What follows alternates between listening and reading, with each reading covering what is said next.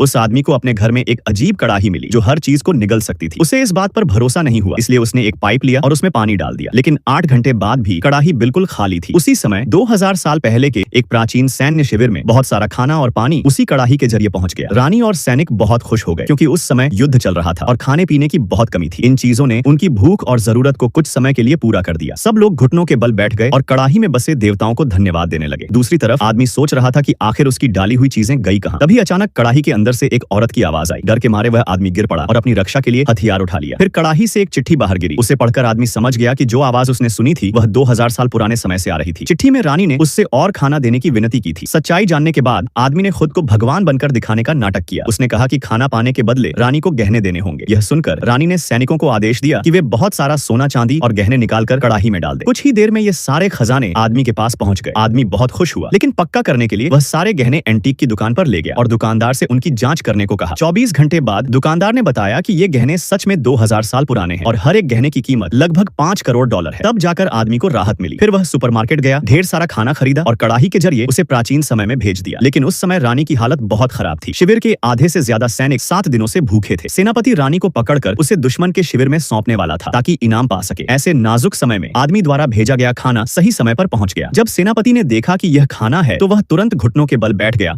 और देवताओं को धन्यवाद देने लगा। रानी को फिर से हिम्मत मिली और उसने दुश्मन को हराने का निश्चय किया। दूसरी ओर आदमी अगली डील के लिए कड़ाही के सामने खड़ा इंतजार कर रहा था। अचानक कड़ाही ने उसे अपने अंदर खींच लिया। अगले ही पल वह आदमी रानी के बाथरूम में प्रकट हो गया।